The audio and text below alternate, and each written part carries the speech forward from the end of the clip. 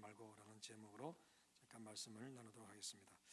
예수님이 이 땅에 오셔서 30년의 삶을 그냥 평범하게 지내시다가 이제 우리의 구원을 위한 공생의 삶을 본격적으로 시작하시는데요. 이때 마귀가 예수님을 세 가지로 시험합니다. 그 첫 번째가 돌이 변하여 떡이 되게 하라는 유혹인데요. 40일 금식하신 예수님이 배가 몹시 고픈 상태라는 것을 이용하는 그러한 시험입니다. 돌이 변하여 떡이 되게 하라는 것은 적어도 내 배고픔은 어떻게든 내가 해결할 수 있어야 한다는 말이 되겠죠. 그래야 사람들을 구원할 구세주의 자격이 있다는 겁니다. 내 배고픔을 해결하지 못하면서 굶주리고 고통받는 수많은 사람을 어떻게 구원하겠느냐는 거예요. 그런데 여러분, 여기에는 큰 함정이 있습니다. 바로 창조 질서의 훼손입니다. 구원은 창조의 모습으로 돌아가는 거예요. 곧 하나님 보시기에 좋았다는 그 창조의 목적을 회복하는 것이 이게 바로 구원이에요. 그래서 구원을 새로운 창조, 새 창조라고 부르고 구원받은 우리를 새로운 피조물, 새 피조물이라고 말하고 있는 겁니다. 그런데 돌이 변하여 떡이 되는 것은 이 창조의 질서를 깨뜨리는 거예요. 주님은 마귀에게 사람이 떡으로만 살 것이 아니요 하나님의 입에서 나오는 모든 말씀으로 살 것이라고 대답하십니다. 자, 이 답변을 이렇게 이해할 수 있어요. 히브리서 11장 3절인데요. 믿음으로 모든 세계가 하나님의 말씀으로 지어진 줄을 우리가 아나니 보이는 것은 나타난 것으로 말미암아 되는 것이 아니니라. 핵심은 이겁니다. 하나님의 창조 역사가 말씀으로 이루어졌다는 것이에요. 그래서 하나님의 말씀 그 자체가 창조의 능력과 질서가 된다는 겁니다. 때문에 하나님의 창조 질서를 훼손하는 것은 결코 구원의 행위가 될 수가 없는 거예요. 말씀드린 대로 구원은 창조의 회복, 곧 새로운 창조입니다. 창조의 내용에는 푸른 채소를 식물로 준다는 말씀은 있어도 돌이 변하여 돌이 사람의 음식이 되라고 하신 적은 단 한 번도 나오지 않아요. 그래서 돌이 변하여 떡이 되는 것은 절대로 구원을 위해 이 땅에 오신 예수님이 보실 능력이 아닌 거죠. 왜냐하면 그건 창조의 질서를 깨뜨리는 것이니까요. 그럼에도 주님은 사람들의 배고픔을 해결하신 적이 있는데 그때 사용하신 도구가 돌이 아니라 오병이요, 그 보리떡 5개, 물고기 2마리였습니다. 사람이 먹는 음식을 통해 기적을 이루신 겁니다. 주님은 절대로 창조 질서를 어기면서 그렇게 구원을 이루시는 분이 아니셨습니다. 따라서 마귀의 첫 번째 유혹은 창조의 질서를 깨뜨려서라도 자신의 문제와 사람들의 문제를 해결할 능력을 보여서 그리스도인임을 드러내라는 겁니다. 어찌하든 목적이 선하면 그 방법도 상관없다, 이런 식의 논리가 되는데 아니라는 거죠. 마귀의 시험은 바로 그런 거예요. 창조의 질서를 깨뜨려서라도 사람들의 문제, 자신의 문제를 해결할 능력을 보여라. 이것은 필요에 따라 인간이 창조주 하나님의 자리와 역할을 침범해도 된다는 유혹이 되기도 합니다. 그러나 절대로 그럴 수가 없고 그럴 수도 없습니다. 두 번째 시험은 성전 꼭대기로 데려가서 만일 네가 하나님의 아들이거든 뛰어내리라 기록되었을 때 그가 너를 위하여 그의 사자들을 명하시리니 그들이 너를 받들어 발이 돌에 부딪히지 않게 하리로다. 여기서 분명히 기록되었을 때, 이게 지금 마귀가 말씀을 인용하고 있습니다. 그래서 이 말씀을 가지고 천사를 통해 보호받는 특별함을 성전에서 뛰어내려서 한번 보여보라, 이렇게 유혹하고 있는 거예요. 근데 마귀가 인용한 이 말씀은 시편 91편 11절 12절의 말씀인데 그가 너를 위하여 그의 천사를 명령하사 네 모든 길에서 너를 지키게 하심이라. 그들이 그들의 손으로 너를 붙들어 발이 돌에 부딪히지 아니하게 하리로다. 자, 이 말씀대로 한다면 예수님은 하나님의 아들로서 성전 꼭대기에서 뛰어내려도 다치지 않고 확실하게 보호받을 겁니다. 말씀대로 한다면 성전 꼭대기는 이 골짜기를 내려다보는 성전 외벽의 가장 높은 지점이에요. 이 성전이 골짜기의 절벽 위에 세워졌거든요. 그래서 이 골짜기 깊이까지 고려하면 성전 꼭대기에서 밑바닥까지는 90에서 한 120m 정도 높이가 됩니다. 상당히 높은 위치가 될 거예요. 잘은 모르겠습니다만 63빌딩이 100m 되나요? 그냥 모르는 걸로 넘어가죠. 근데 여러분 거기서 떨어지면 어떻게 살까요? 예, 안 뛰어내리는 게 좋습니다. 그래요. 떨어지면 당연히 죽을 거예요. 성전 꼭대기에서 떨어지면 당연히 죽을 거예요. 하지만 멀쩡하게 살아있으면 하나님의 아들로 사람들에게 인정받지 않겠습니까? 혹시 여러분 하나님이 감동 주셔가지고 저 롯데타워 뛰어내려봐라. 내가 살려줄게. 야, 이러면 앞으로 그분 볼 수가 없어요. 너무 유명해져가지고 그럴 거예요. 근데 그런 일은 없어요. 그런 일은 없어요. 주님은 마귀에게 기록되었으되 주 너희 하나님을 시험하지 말라 대답하십니다. 아까 마귀가 기록되었으되 하면서 하나님의 말씀으로 시험했잖아요. 그러니까 예수님도 신명기 6장 16절의 말씀으로 너희가 마사에서 시험한 것 같이 너희 하나님 여호와를 시험하지 말고 이 말씀으로 응수하십니다. 이스라엘 백성이 마사에 있을 때 하나님 우리 가운데 계신가 안 계신가 이것 가지고 불신하며 시험했어요. 그렇지만 하나님은 반석에서 생수를 내시고 이어서 아말렉 군대와 싸울 때 모세의 손이 올라가면 이스라엘이 승리하는 거예요.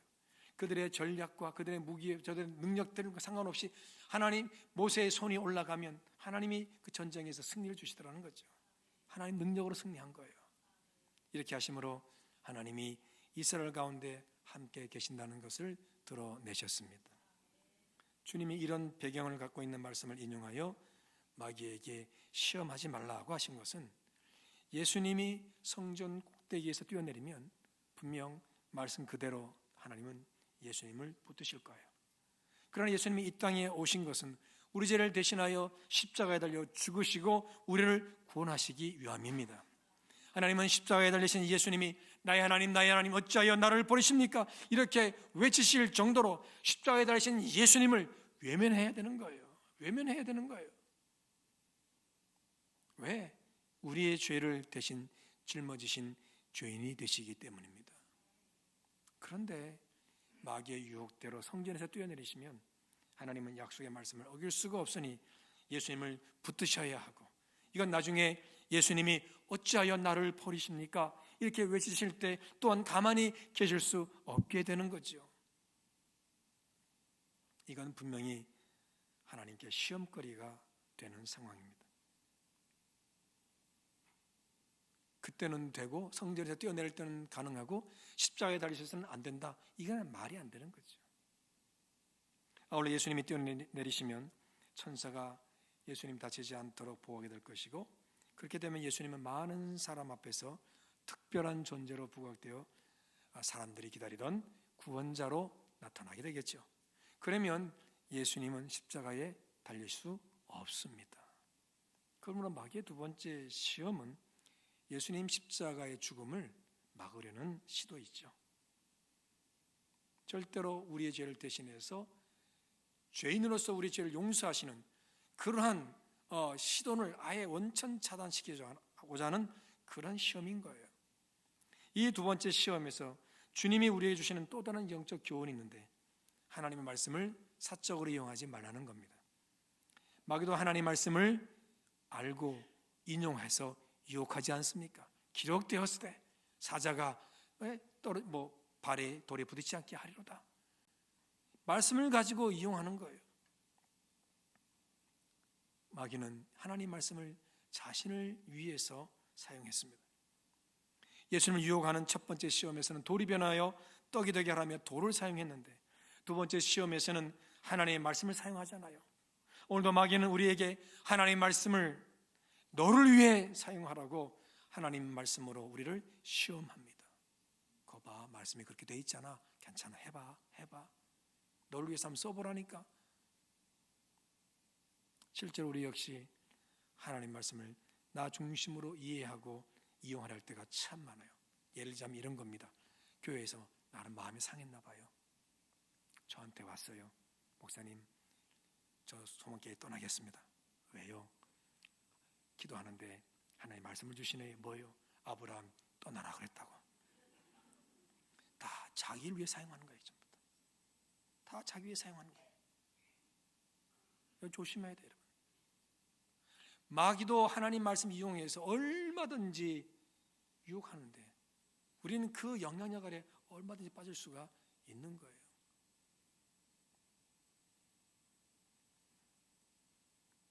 여러분, 우리는 말씀을 이용하는 자가 아니라 말씀에 순종하는 자인 줄로 믿으시기를 축복합니다. 그래요. 말씀 이용하면 안 돼요. 우리 말씀을 아멘 하고 받고 순종하는 거예요, 여러분. 세 번째 시험은 지극히 높은 산에서 천하 만국과 그 영광을 보여준 후 자기에게 엎드려 경배하면 다 주겠다고 해요.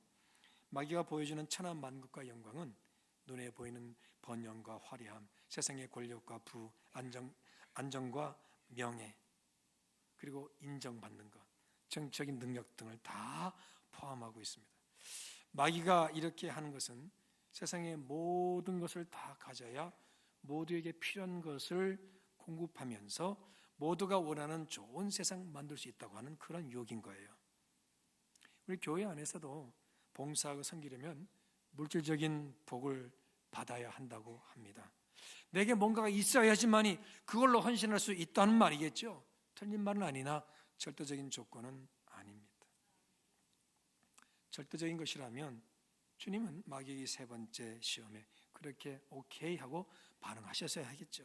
그러나 주님은 그렇게 하지 않으셨어요. 마귀에게 경배하지 않았어요. 마귀에게 엎드려 경배하게 되면 이건 그 방향이 완전히 잘못된 것이며 아주 매우 손쉬운 구원을 이루려는 시도인 거예요. 한 번 절하면 다 구원이 된다? 얼마나 쉬워요, 여러분. 분명한 건 이런 식으로는 구원을 이루지 못해요. 화려하고 여러분 풍성하고 뭐 행복한다고 해서 우리 죄의 문제가 해결됩니까? 안 돼요. 세상에 아무리 좋은 조건과 환경으로 죄를 용서할 수 없고 도리어 우리는 마귀의 노예가 될 뿐인 거예요. 그래서 주님은 다만 하나님께 경배하고 그를 섬기라 그랬어요. 그래야 진정으로 죄에서 자유한 하나님 나라의 백성으로 거듭나게 되는 겁니다. 마귀가 던진 세 가지 시험을 한마디로 정리하면 예수님이 구원자라면 이에 필요한 특별함을 갖춰야 한다는 거예요. 다른 말로 자격을 갖춘 그리스도가 되어야 한다는 말입니다. 쉽게 말하면 자신을 건사할 줄 알아야 다른 일을 책임질 수 있다는 논리인 거예요. 그렇죠, 여러분. 나한테 뭔가 어떤 그런 능력이 있어 누군가를 돌보지 않겠냐? 뭐 그런 거잖아요. 여러분, 이러한 유혹은 나중에 십자가에 달린 예수를 향한 사람들의 말에서도 나타나지요. 이르되 네가 만일 유대인의 왕이면 네가 너를 구원하라. 네가 너를 구원하라. 십자가에 달린 예수를 향해서 하는 말이에요. 네가 만일 유대인의 왕이라면 네가 너를 구원하라. 로마의 압제에서 백성을 구원할 유대인의 왕이라면 우선 십자가에 달린 그 자리에서 너 자신부터 구원해봐라. 이런 뜻인 거예요. 심지어 십자가에 달린 강도도 말합니다. 달린 행악자 중 하나가 비방하여 이르되 네가 그리스도가 아니냐 너와 우리를 구원하라 하되 네가 그리스도라면 너부터 구하고 또 우리를 구원해야 하는 것 아니야? 라고 외치고 있다는 거예요. 자격을 갖추라는 거예요. 능력을 보이라는 거예요. 하지만 주님은 사람들이 인정할 그러한 방식을 택하지 않으셨어요. 십자가에서 내려와 자신의 존재감을 드러내는 그런 구원의 역사를 펼치지 않으셨어요. 십자가에 달린 그대로 아무리 능력이 없는 것처럼 정말로 부끄럽고 수치와 모욕을 당하는 아무런 자격을 갖추지 못한 그런 사람처럼 십자가의 그 현장을 그대로 수용하신 채로 거기서 자신을 기억해달라는 한편 강도를 낙원으로 인도하시는 구원을 이루셨습니다. 십자가에 달린 그대로, 연약함 그대로, 무능력한 모습 그대로, 수치와 모욕 그대로 그것을 타파하고 타기하고 나 이런 사람이야 하면서 구원을 베푸신 것이 아니라 저주받은 자의 모습 그대로 그 자리에서 한편 강도를 구원해 주셨습니다. 어떤 능력을 베풀어서 그 존재감과 능력으로 구원의 역사를 이루신 것이 아니에요. 보통 사람과 다른 특별한 능력을 가진 존재로 부각되지 않고 무능력해 보이는 모습, 평범한 그 우리와 같은 그 사람의 모습으로 구원의 역사를 이루어 주셨습니다.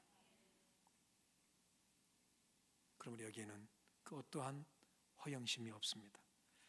허영심은 겉으로 드러나는 것으로 자기 자신을 과시하려는 마음입니다. 그래서 허영심은 남에게 잘 보이고 인정받고 싶어하고 내면보다는 겉으로 드러나는 것에 집중합니다. 다른 사람보다 더 좋아 보이려는 경쟁심에 사로잡히게 됩니다. 그래서 항상 자기의 존재감을 드러내기를 바라요. 그런데 여러분, 허영이라는 말 그 자체가 한자로 보면 빌허자예요. 비어있다는 뜻입니다. 비어있다. 네, 비어있다. 허무하다. 아무런 의미가 없다. 비어있다는 거예요. 영화영. 그러니까 뭐겠어요? 비어있는 영광, 비어있는 영광이라는 거예요. 근데 이 허영이라는 헬라어 원뜻도 보면 이런 뜻이에요. 텅 빈 영광. 똑같은 말이에요, 여러분. 이게 허영인 거예요. 그러니까 허영은 아무것도 아닌 헛된 영광이라는 거죠. 헛된 것으로 자기를 영광스럽게 하려는 것. 이게 바로 허영입니다. 좋은 옷 입었다고 그거 뽐내고 그 좋은 차, 멋진 차 뭐 이것 그러면 자기 자신을 과시하고 이게 전부 다 허영이라는 거예요. 허영. 오늘 마귀의 시험에서 나타나는 그 모든 것이 결국은 허영인 거예요. 허영. 돌이 변화에 떡이 되는 능력 보여봐봐. 성전에서 뛰어내려 봐봐. 고쳐서 죽지 않게 하는 그 능력을 보여봐. 예? 천하만국 영광을 다 보여주고 줄 테니까 나한테 한번 절해봐. 다 허영인 거예요. 오늘 본문에서 아무 일이든 다툼이나 허영으로 하지 말라고 합니다. 허영의 궁극적인 목적은 자기를 드러내는 거예요. 자기가 영광을 받는 거예요. 마귀가 예수님을 시험하는 결국 자기를 드러내라는 허영심을 계속 부추기는 거잖아요. 누군지 허영에 빠지면 자기를 높이려는 교만에 빠지고 궁극적으로 마귀의 유혹에 넘어가서 하나님의 뜻을 절대 이룰 수가 없는 거예요. 허영에 빠지지 않으려면 어떻게 해야 합니까? 예수님처럼 자기를 비워야 하는 거예요. 7절에 보니까 오히려 자기를 비워 종이 형체를 가지사 사람들과 같이 되셨고, 여기서 말하는 비우다가 바로 허영에서 언급한 비어있다는 뜻입니다.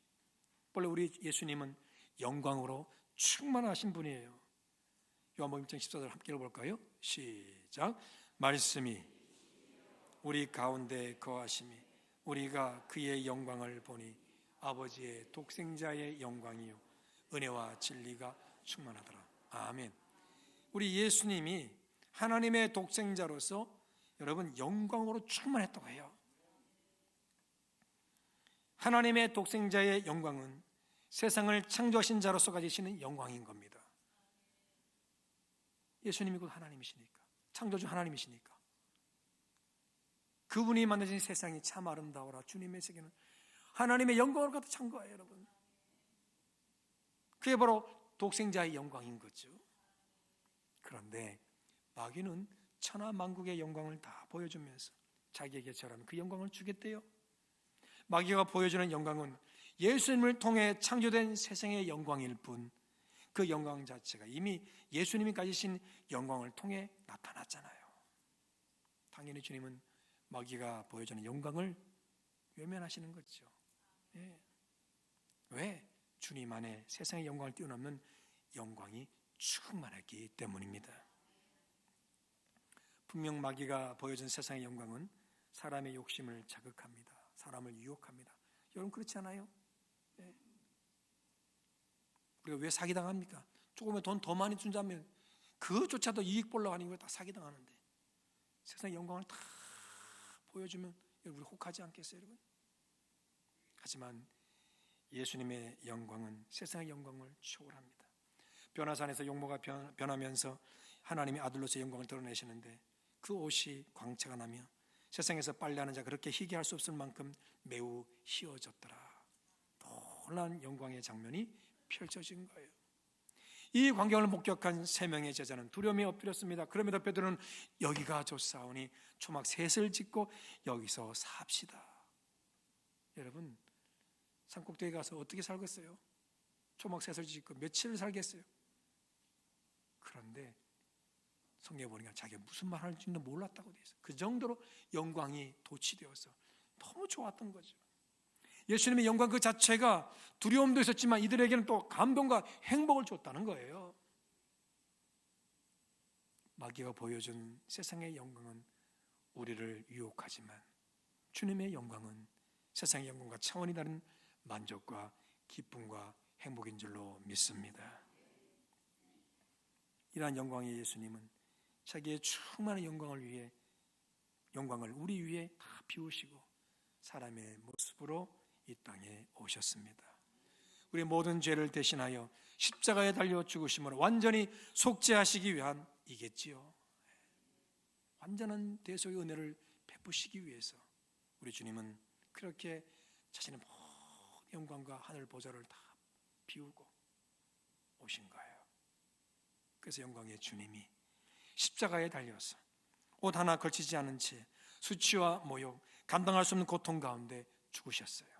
마치 저주받은 자처럼 비참하고 처참한 헛된 인생의 모습으로 십자가에 죽음을 당하셨습니다. 바로 이렇게 우리의 구원을 위해 영광의 주님이 자신을 헛된 인생처럼 바꾸시는 것, 이것이 바로 주님의 자기 비움이었습니다. 그래서 십자가는 온갖 허영과 인간의 탐욕이 죽은 바로 자기 비움의 현장인 거예요. 갈라디아서 한번 읽어볼까요? 시작. 그리스도 예수의 사람들은 육체와 함께 그 정욕과 탐심을 십자가에 못 박았느니라. 아멘. 정욕과 탐심, 여기에 허영이 있는 거예요. 허영. 예수님의 십자가는 우리에게 허영을 버리고 참된 영광을 얻도록 예수님 자신의 모든 영광을 내려놓으신 그 자기 비움을 바라보게 합니다. 때문에 예수님의 자기 비움은 허영과 상관이 없어요. 다시 말씀드리면 허영은 자기의 영광을 얻으려는 겁니다. 그러나 주님의 자기 비움은 자신의 영광을 우리 위에 내던지신 겁니다. 그렇게 십자가는 허영을 버리라고 우리에게 분명히 말씀하고 있습니다. 허영을 버리라는 주님의 자기 비움을 우리가 어떻게 구체적으로 구현할 수 있을까요? 인정받고 싶은 것 좀 내려놓읍시다. 인정받고 싶은 것, 잘했다 칭찬받는 것, 우리 그런 것 좀 내려놓읍시다. 잘 보려는 것들 다 인정 욕구인데 쉽지 않겠지만 내려놓읍시다. 기도하는 모습, 봉사하는 모습, 이런 것들을 보이려고 다른 사람들이 나를 알아주길 마음, 이거 다 허영인 거죠. 사람에게 보이려는 신앙, 이거 허영인 거예요. 주님이 보이시는 길은 박수받는 길이 아니라 오해받고 버림받는 길이었습니다. 사람의 시선이 아닌 하나님의 시선을 의식하며 하나님의 뜻을 이루기 위해 묵묵히 누구도 알아주지 않는 조용한 헌신을 우리 주님은 이루신 겁니다. 여러분, 갈수록 우리 여러분도 마찬가지겠지만 이 요즘 SNS가 많이 발달돼서 자꾸 우리 허영심을 자꾸 부추겨요. 예. 어디 가서 멋진 데 가서 밥 먹으면 멋질 것 같고 행복할 것 같고, 근데 여러분 나중에 갔다 와서 그 카드로 결제하고 빚 갚을 때는 얼마나 힘들어요, 여러분?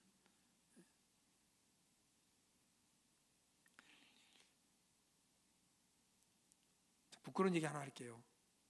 제가요 사기를 당했어요. 무슨 사기냐면 오늘 보니까 인터넷에서 봤는데 그 성탄절입니다. 성탄절이 조명이 나왔는데 너무 멋있는 거야. 산타도 나오고 루돌프도 나오고 선물고리 나오고. 근데 너무 화려하고 멋있더라고요. 그래서 저는 요걸 사가지고 우리 세미나실에 갖다 놓으면 진짜 멋있겠다. 이 성탄절의 분위기가 너무 살 것 같아서. 그래서 제가 질렀어요. 샀어요. 제가 두 개 뭐 20몇만 원 한다는 거를 5만 얼마로 해서 내가 덥석 샀네요. 저 그런 사람 아닌데 오로지 교회를 사랑하는 마음으로 그래서 샀는데 와서 보니 요만한 거야. 그리고 LED인데 불이 얼마나 약한지 교회 불을 다 켜면 불만 켜면 이게 보이지도 않아. 그리고 불을 다 꺼봤더니 이게 얼마나 불이 약한지 가까이 되면 보이는데 조금만 하면 다 흐려서 안 보여. 얼마나 속상한지요. 그 그림으로 막 선전할 때 봤더니 집에 불 다 켜놓고 애들이 행복해 웃는 모습, 야 나도 저러고 싶어 이런 마음이 든 거지. 그래서 우리 교인들도 그랬으면 좋겠다 해서 했는데 허영이었습니다. 집으로 가져갔어요. 자는 방에 하나, 거실에 하나. 그거 보려고 밤마다 불 꺼놓고 있었어요. 제가. 여러분 다 그렇게 될 거예요. 결혼하시는 분들 앞으로 여러분 자녀들 좀 부탁드리는데 교회에서 결혼식 해요. 교회에서. 예배의 은혜가 있고 기도의 자유가 있고 그리고 오르간 반주도 있고 여러분 세상에 수많은 악기 중에서 딱 유일한 악기 하나, 술집에서 연주되지 않은 악기 하나가 여러분 오르간이랍니다. 얼마나 좋아요. 그런데 조명이 안 좋아서 교회는 싫대요. 사진빨이 안 나온다는 거지. 여러분 사진 찍어놓고 여러분 결혼하신 여러분들 그 사진첩 몇 번 들여다보셨어요? 제가 한번 말씀드린 것 같은데 어느 그 유명한 가수가 이혼하더라고. 그런데 짐 정리 반반씩 나누다가 앨범이 나온 거야. 네가 가져라, 네가 가져가라. 서로 그러더라고. 저는 그래요. 다 이해는 하겠지만 저는 이 소망교회 공사 중일 때 결혼했습니다. 지하에서 그것도 잘 살고 있습니다. 비판하는 게 아니에요, 여러분. 우리가 허영이 얼마나 많은지 몰라. 작은 것부터 큰 것까지 너무 많아요. 그 허영은 참 나에게 관점을 둬 나를 드러내게 하고 나의 만족을 위해 자꾸 이렇게 부추기는 이게 바로 유혹인 거예요, 여러분. 주님을 바라보십시오. 십자가를 바라보십시오. 거기는 허영이 못 박혔어요, 여러분. 주님의 그 세상의 모든 걸 능가하는 하나님의 영광이 거기에 못이 박힌 거예요, 여러분. 그 결과 놀라운 반전이 이루어지잖아요. 오늘 11절 보니까 모든 입으로 예수 그리스도를 주라 시인하여 하나님 아버지께 영광을 돌리게 하셨느니라. 모두가 예수님을 나의 주님이라고 고백하게 되었고 이 고백이 곧 하나님께 영광을 돌리는 것이 되었어요. 결국 영광의 주체가 하나님이 되셨다는 겁니다. 여러분 이건 결국 나의 죄를 용서하시고 구원하신 예수님을 나의 주님으로 고백하며 하나님께 영광 돌리는 것이 결국 참되게 구원받은 하나님 자녀로서의 우리의 본질임을 말씀하고 있는 겁니다. 나의 영광이 아닌 나의 만족이 아닌 하나님의 영광을 위해 살아내는 존재가 될 때 우리는 허영에 빠지지 않고 참으로 의미 있는 하나님의 자녀로 이 험한 세상을 넘어 영광스러운 하나님 나라를 누리는 참된 하나님의 사람으로 살아가게 됩니다. 내 영광을 앞세우면 허영에 빠지고 삶은 허무합니다. 하지만 하나님의 영광을 앞세우면 그것이 구원받음의 표시인 동시에 궁극적으로 나의 영광과 기쁨이 됩니다. 하나님의 영광을 위한 삶이 곧 나의 영광이 되는 은혜를 누리게 된다는 것이죠. 나의 만족과 영광을 위해 분주한 허영의 삶을 다 내려놓고 내게 있는 어두운 곳에서는 조용한 섬김과 헌신을 이루시기를 축복합니다. 그것이 하나님께 영광을 돌리는 것이 되고 주님의 날 나에게 최고의 영광으로 다가오게 될 것입니다. 십자가에서 주님이 나를 위해 자기의 충만한 영광을 비우신 것처럼 나의 자존심을 포함한 자랑하고픈 모든 것을 비우고 오로지 하나님의 영광을 위해 살아내는 우리 모두 되시길 주님으로 축복합니다. 좋으신 하나님, 참으로 나의 영광을 구하지 말고 나의 인정 욕구를